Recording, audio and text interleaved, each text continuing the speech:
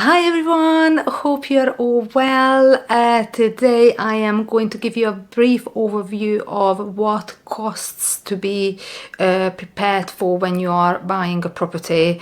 This is one question I am asked every single time when I have my first call with a potential client. One of the questions they always ask me, Zita, what costs to be prepared for, how much money we need in the bank to cover the different costs attached to the house buying process. So that's what I'm going to explain in today's video. So first of all, you will have a need for a deposit most of the time, of course, and in another video I already explained that now there are options where you don't need to provide a deposit. However, in most cases you will need minimum 5% deposit, and it puts you into a better position if you have a deposit. You're borrowing less, get you a better rate, and so on. So minimum 5% deposit you will need. You might need to pay stamp duty, again depending on your individual circumstances, whether you're a home mover, whether you're a first-time buyer, whether you're buying an additional property. So there are different brackets for stamp duty, and that's something you need to discuss with your conveyancer. They will be able to explain whether you have to or you don't have to pay stamp duty. If you have to, then you have to have money set aside for that. You also need a conveyancer, and the conveyancer have some fees. Very often people ask me, Zita, how much? It's difficult to say because it depends what type of property you're buying, depends on your individual circumstances, and depends on the actual conveyancer as well, because conveyancers have different fee structures. So it's very difficult to say, but ballpark, probably you need to budget roughly about £2,000-ish, but it could be less, could be more. As I said, it's just really a ballpark figure.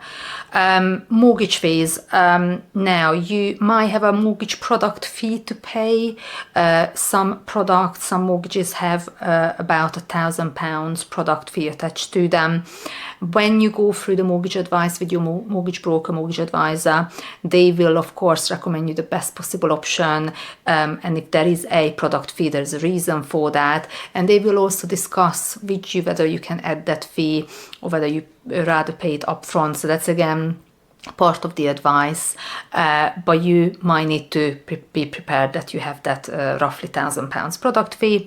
Also, your mortgage advisor, mortgage broker might have also a broker fee. Again, it's individual, and you need to, when you have the first consultation with your chosen advisor, they will explain the fee structure to you, so you know how much that is.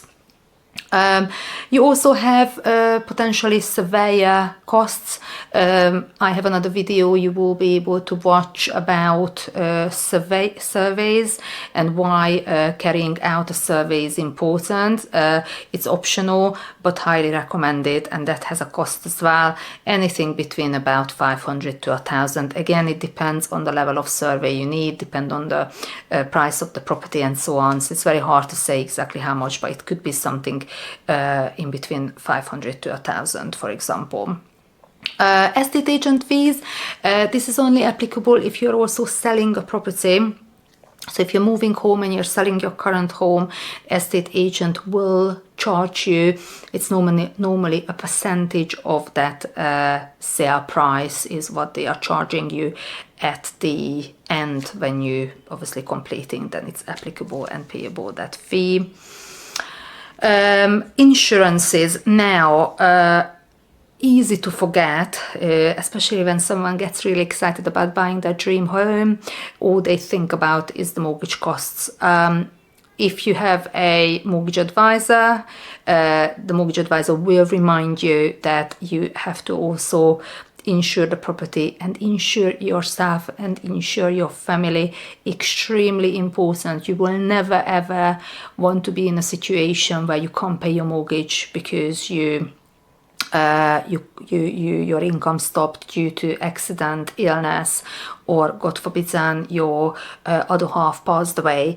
Again, it's a very complex subject, and again, your mortgage protection advisor will be able to explain what's out there, how you can protect yourself and the family, and what the cost attached to it. So, but be prepared, and with a good advisor, you will have an all-round good advice in regards of the mortgage cost and the protection cost, and the budget. Your budget will be discussed, so you will know how much you need to factor into your budget when it comes to insurances. Removal fees.